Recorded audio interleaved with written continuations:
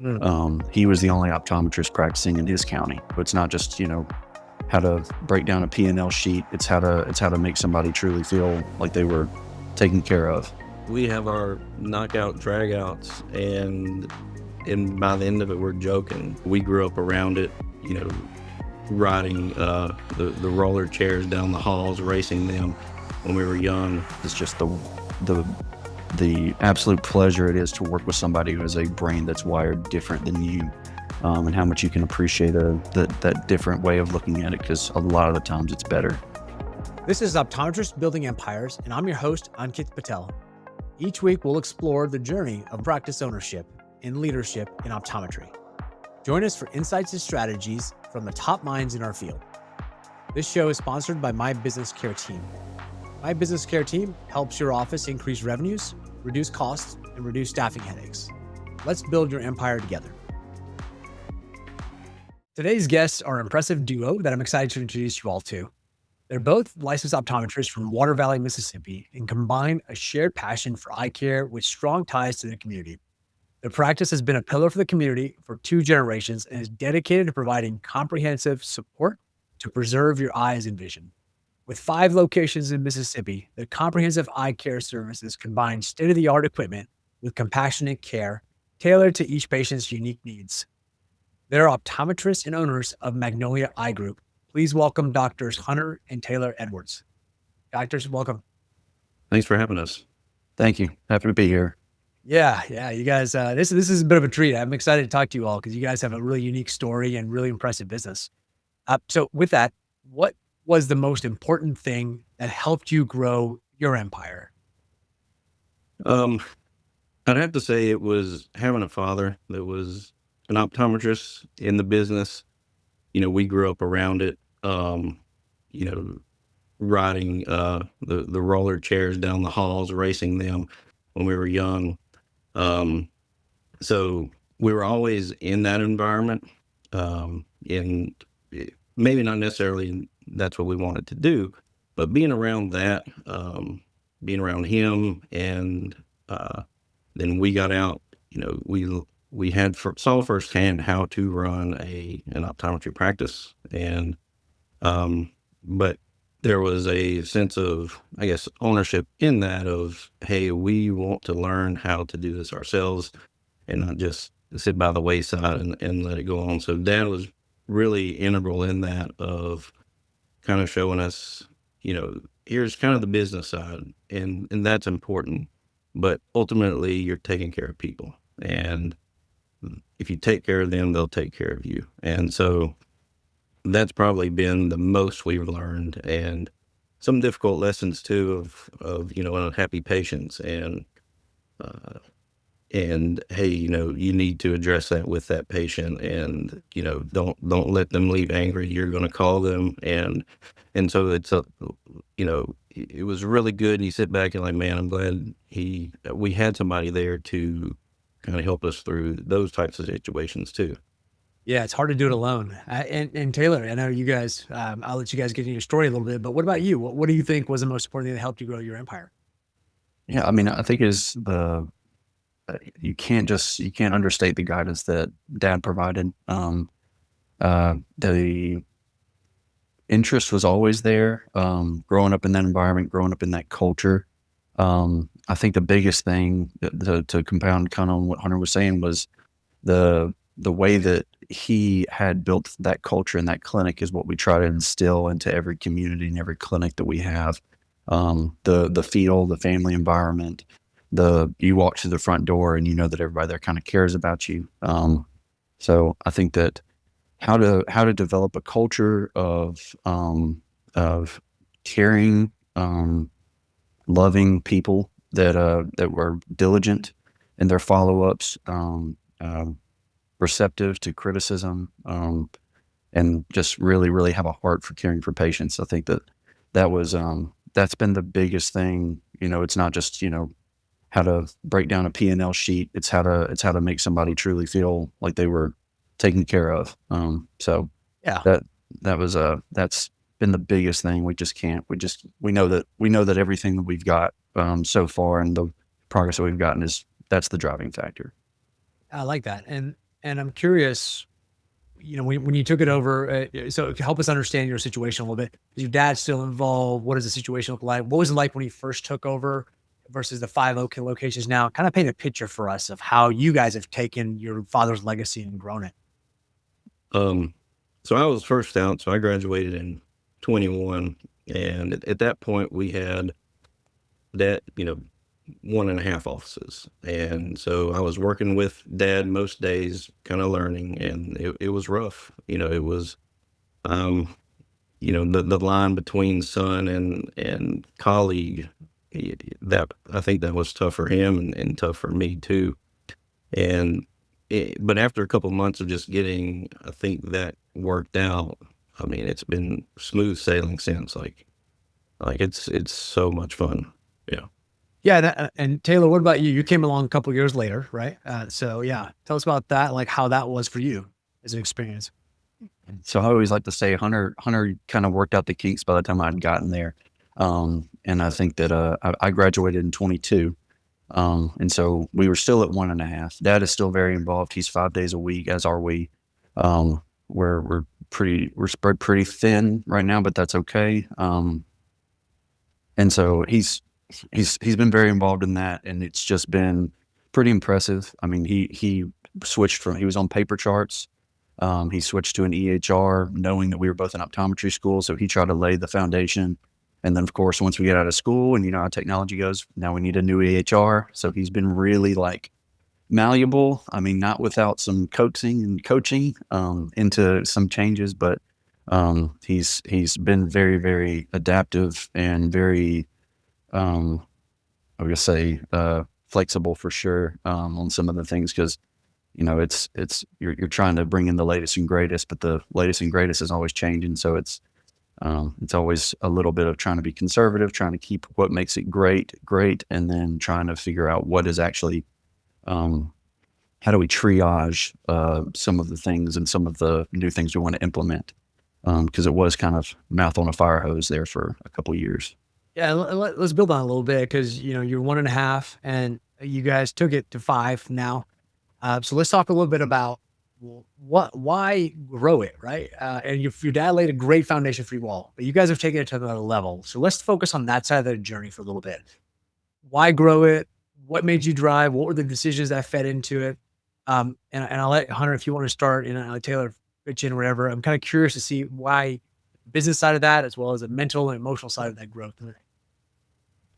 Well, I think we had to.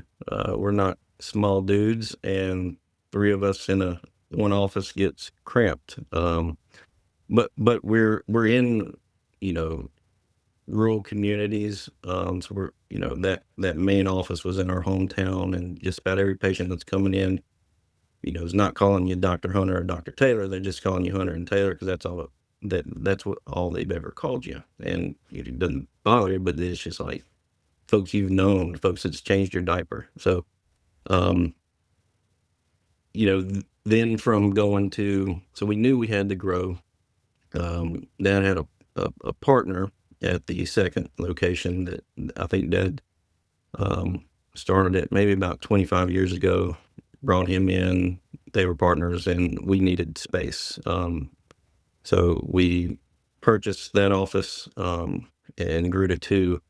That was so well, I'll take that back a little bit. I was working there part of the week. So by the time Taylor graduated, he was at pretty much the hometown office throughout the week, and we had a couple things in play. We knew we were going to expand. We knew we needed at least three offices, and I think we had an opportunity fall in our lap of an office that was about to shut its doors.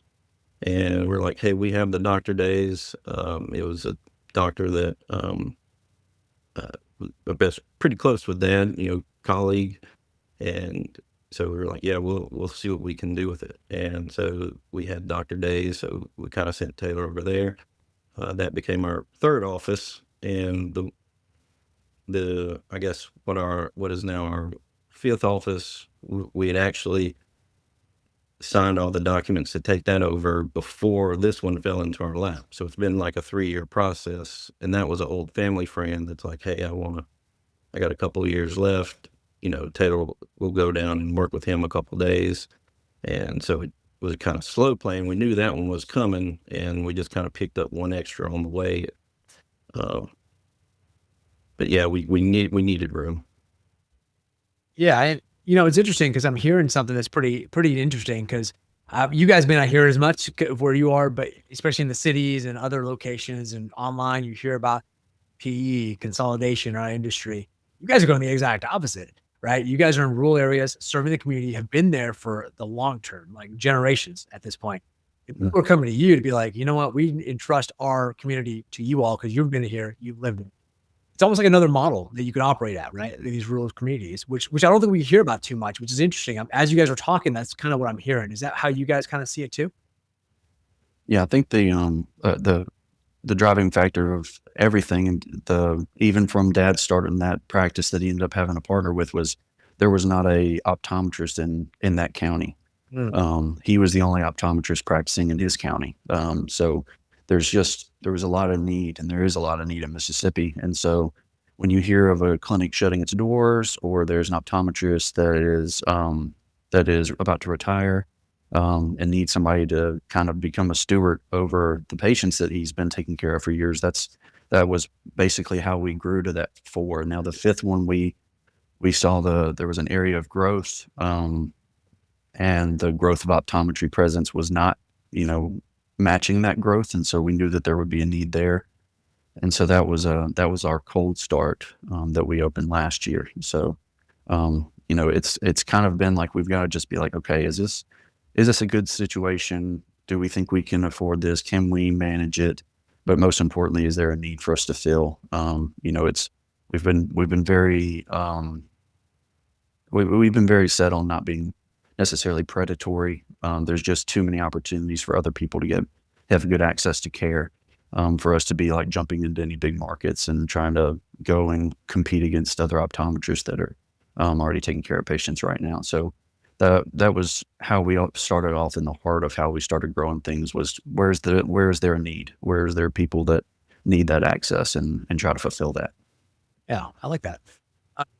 And I'm curious, you guys are a family business. You guys ever fight much about stuff, right? Like, how does that work? I think people want to understand, like, you got your dad, brothers.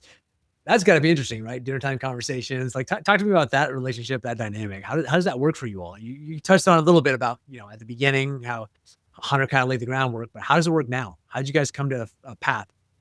I think we have a doctor, but we have a dad that, is not arrogant by any means. I mean, he knows that he is limited on his time in practicing optometry, and he's adamant that we're left in a good situation, and the patients are left in good hands.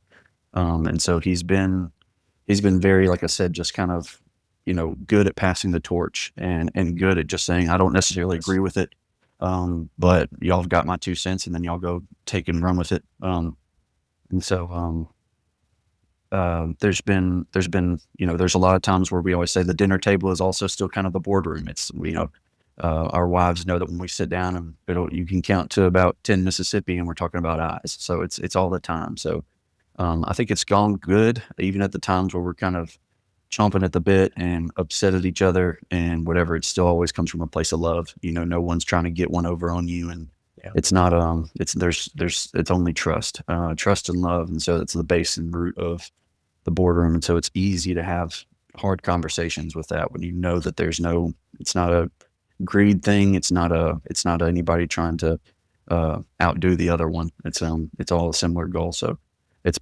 we are very, very blessed in that fact. Hunter, do you see it the same way, or do you see it differently? Just curious. No, yeah. I mean, we have our knockout dragouts, and by the end of it, we're joking. And so, just kind of, you'll kind of see our office manager like, oh no, they're getting heat. And I would say our last one, it doesn't happen often, but we had one with the HR change. And then after the fact, Dad was like, I'm so glad y'all made me change over. Y'all, it's like, hey, if you believe in it, push back on me. So, and we do that too. I mean, we try to play both sides of every argument, and so I think we're all like that. So we both can present a counterpoint and, understand you're not tearing it down. Essentially, you're building up your side of it. I like that. That's good. I think that's good for any kind of communication, whether you're working with family or not. So I work with my wife. So yeah, it's been similar challenges at times when we were in the offices. So, yeah, so curious, uh, what were some things you guys ran into that you haven't talked about that was unexpected? You're like, oh, I didn't expect this at all as we were growing. I guess unexpected was the rate in which it happened. So like I said, I graduated in 22. When I graduated, we were still at 1.5. At the end of 22, we signed the purchase agreement on one. That was a 3-year thing, and then we bought out the partner, and then there was that one that kind of fell into our laps that we were, and so the pay structures on all those made it easy for us to do all that at once financially, and so we could add that on, and so it just kind of really opened up for us. So the struggle was just like, hey, we're about to start hiring people that are not techs and opticians and front desk. This used to be a 3-role thing, but now we have to have people that are admin staff. You have to build out those things, and how do you know who to promote, and how do you know who's necessary, and your job descriptions really start kind of getting murky on when you're like, we need more people, and we don't really know what we're doing and what to outsource. And um, some of that was a struggle, and then some of it was a struggle of just like, how do you not make yourself seem like a franchise when you're starting to spread out kind of and be more of a regional thing. It's because the franchises don't go too well in small town. People still want to feel like they're in a hometown office, and that's the feel that we always have kind of gone to. So there were some challenges whenever we decided to put it all under one name, but it was just so much easier for us on the back end. So we did have it 3 separate names for a little bit there, and then we just slowly put them all under one umbrella. That structure made it so much easier. And I think it helps too going forward too, to know that it has a percentage of everything instead of, you've got this percentage of this location, you've got this percentage of this location. It just makes it a lot cleaner. A lot less petty arguments, I think, come because we structured it that way. Yeah. So we've avoided a lot of things. It has not been, nothing that's just absolutely knocked us on our backs. But I would say that was one thing where we were like, wow, we have really got to, we know, it's, we look at our dad and say, really well how to run one office. And yeah, he ran 2 for a while there, but, growing it past that point, is a whole new game. So we were all kind of on uncharted territory. So it was a really big learning process where we all didn't also know the right answer and didn't have any experience. So we had to kind of get outside resources to help us out. So Say more about that. What do you mean outside? Like, what were some of the outside resources you all used to help you? It just Yeah. So we're in a study group, with OptiPort, and so there's doctors that know way more than us and have made more mistakes than, um and so being able to say, hey, I was thinking of doing this, and then just in that group of like 3 of them saying, no, absolutely do not do that, and you're like, oh, okay. So it just saves you from making a possibly very you know big mistake, whether financial or losing your part of your culture.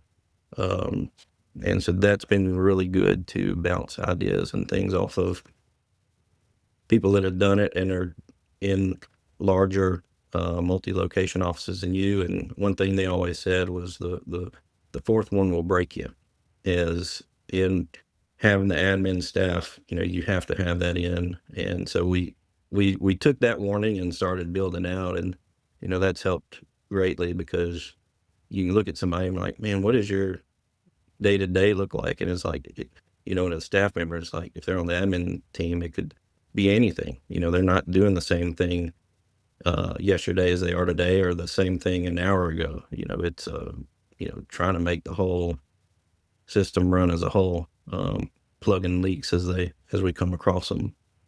Yeah. No, I like that. It's interesting because yeah, I remember going to 3, 4, 5. There's always a break point. Everyone tells you a slightly different number depending on scope and scale. I've heard Yeah. anywhere from 2 to 5. But you're right. There's that point where it's like, okay, the admin burden gets to be too much. You get that glass ceiling of complexity. Um, so tell us about what kind of problems you're experiencing now. Are you experiencing some challenges around staffing or insurance reimbursements, things like that? Hunter, I'll let you kind of kick this one off. Not necessarily, I'd say, insurance reimbursement. I mean, we're still always combating that. You're still always combating capture rate and online, sales. And so it's kind of just part of it now. But, staff, I would say our big thing right now is that, we need a couple more staff members, 3 or 4, and it's, hey, we got to get them trained, but we're also onboarding 2 new offices, and um, who's going to be in charge of that. And so it's trying to find a curriculum, or who's going, oh, you're going to train with this person this day, then that person has to.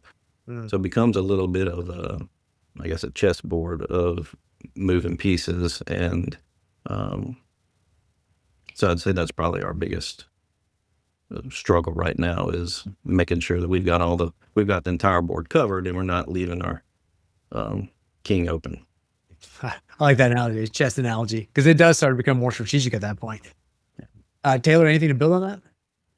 We've done it several ways now. We've gotten one where the doors were closed. We've open cold, and then that purchase agreement we signed in 22 is now complete. And so all at once, you had that situation. We have 2 very similar situations going on right now, where the doctors that we're buying out are staying on, and helping out, in a part-time role.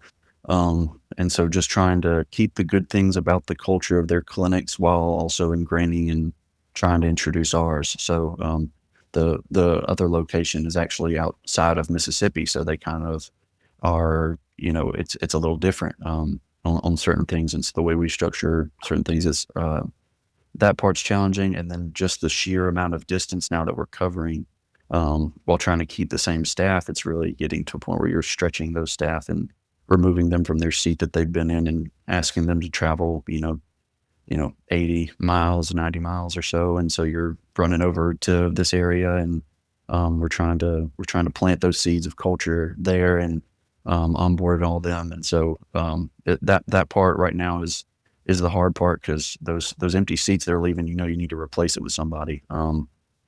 So you don't want to overhire right now, because those people will be back in those chairs, but you do you want those clinics to stand on their own 2 feet at some point. But it's knowing the balance of that.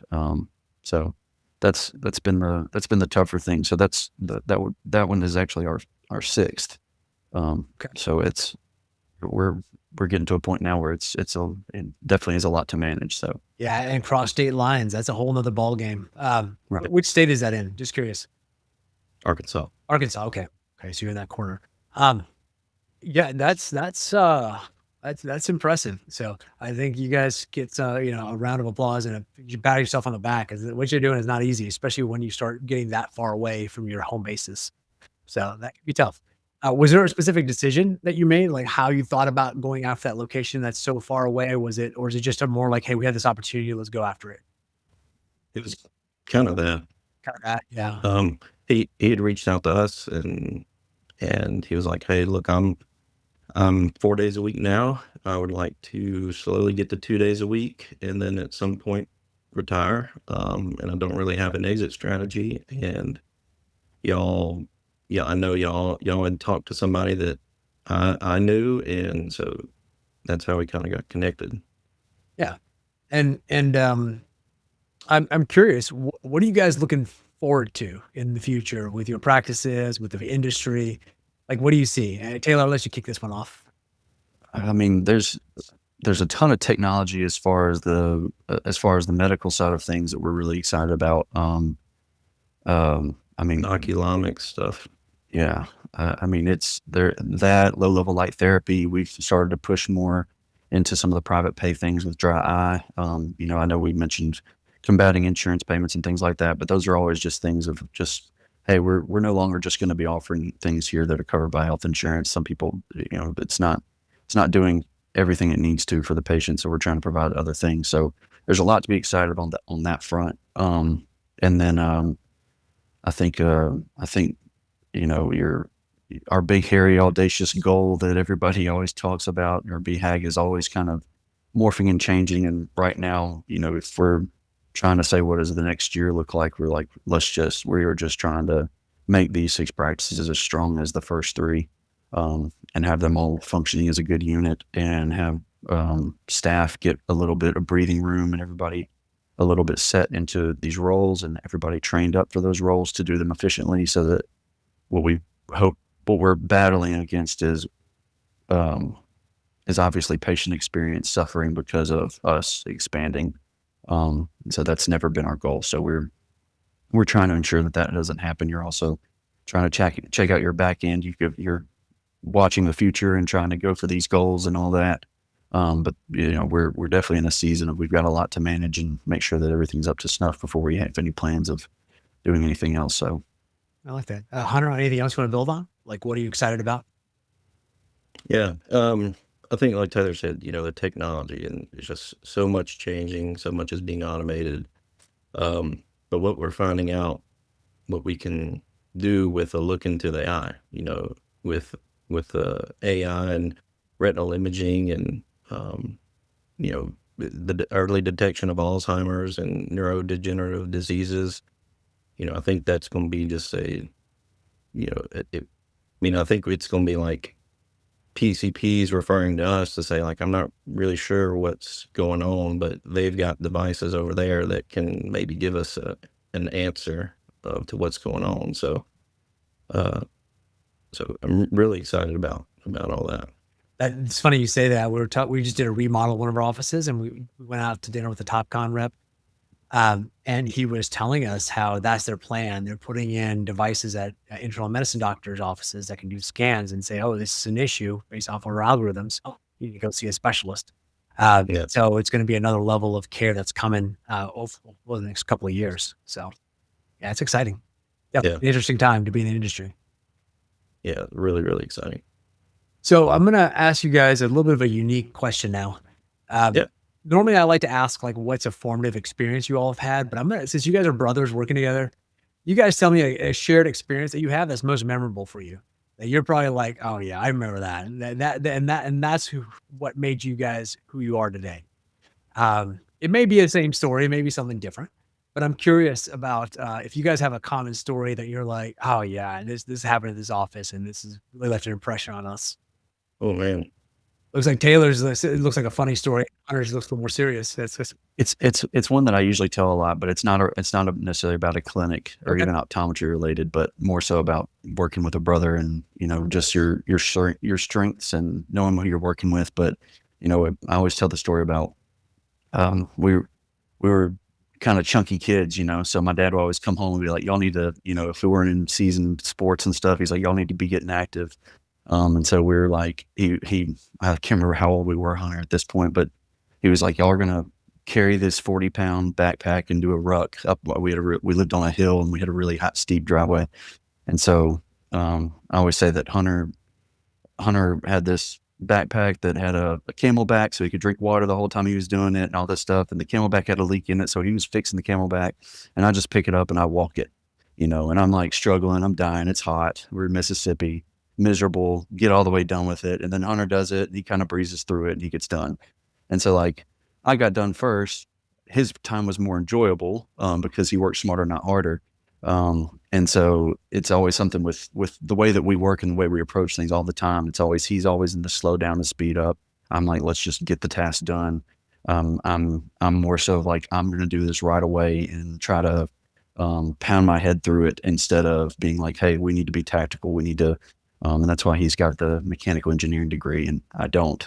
So yeah, it's always trying to respect that and knowing that And it's funny. I just think about stories like that a lot whenever you're having these conversations. It's just the the absolute pleasure it is to work with somebody who has a brain that's wired different than you, and how much you can appreciate that different way of looking at it, because a lot of the times it's better. So yeah.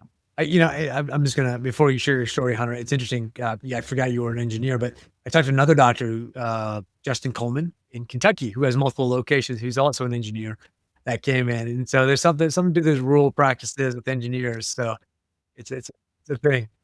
So, Hunter, how about you? Any stories you want to share that made you who you are today?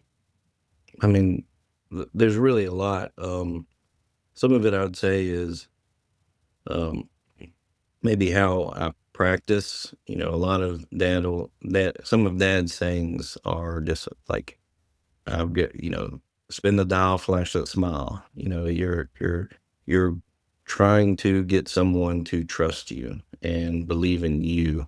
And you can know everything in the book, but if you can't connect with that person, it's useless. So, he always kind of jokes of that, and he'll always say, you know, I don't take myself seriously, but I take what we do very seriously. And so that's kind of been our motto, is that, hey, it's whatever the day is, if it's rough, it's okay.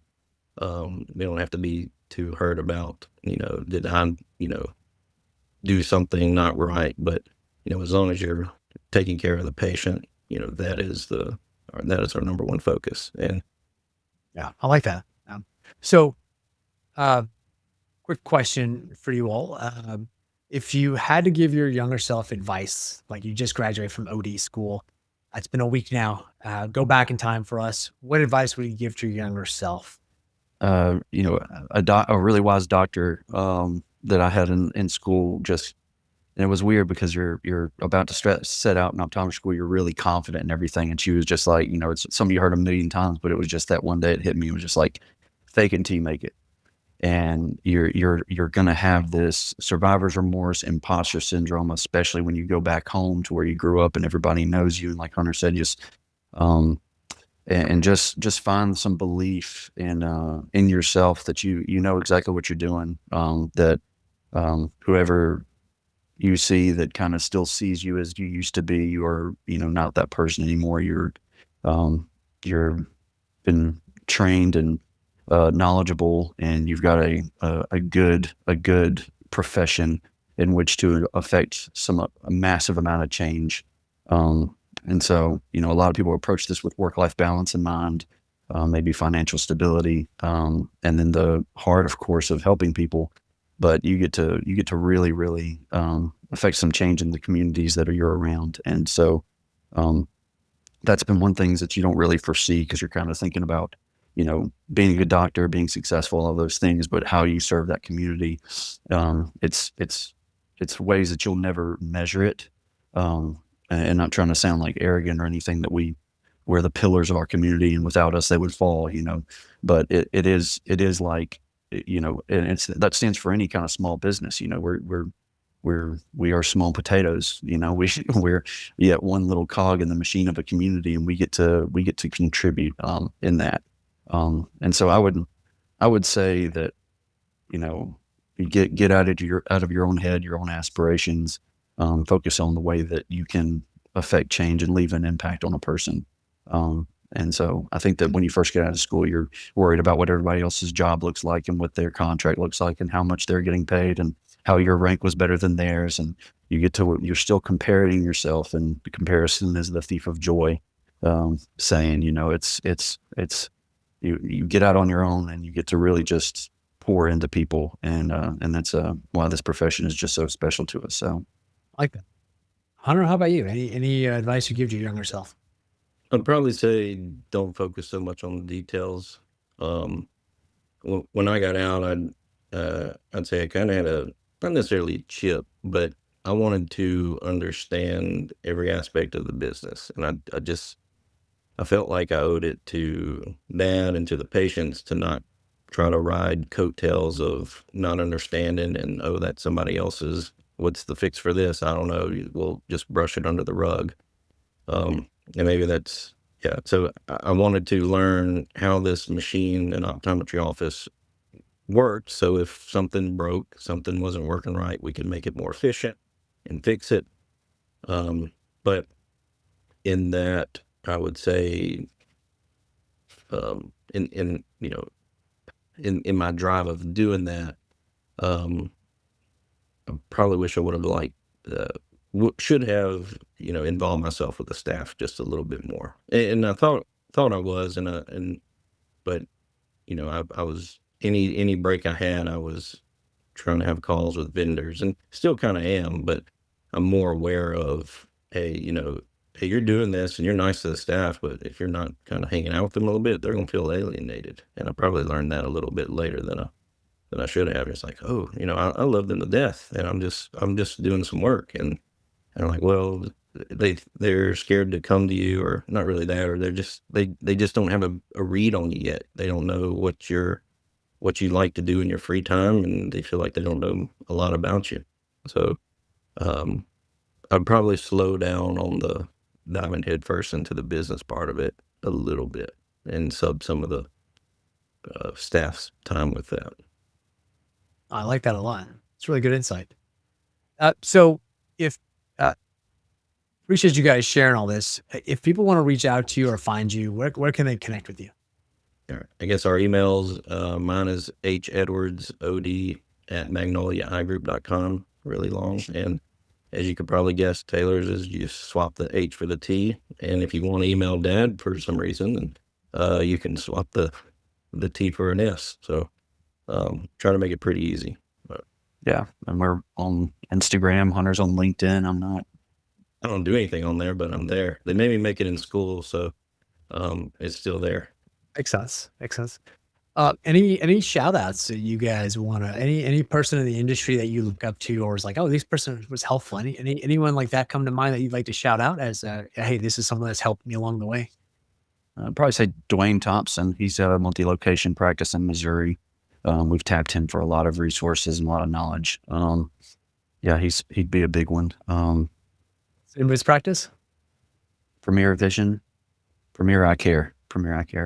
But yeah, I'd say him. There's a lot Cool. of people to name for sure. I mean, go back to our professors, back to doctors in our area, doctors that were friends of Dad that we got a lot of information and knowledge from, and a lot of those in our study group. Yeah. Jason Ortman, Susie Lake, Jason Lake, all those guys are just tapping into and bothering, and they're probably thinking like, man, this is such a first grade level question. And it's like, hey, have y'all experienced with this? And you're like, yes, every day for the last 20 years. I'm like, cool. What do we do? So they've helped us learn a ton.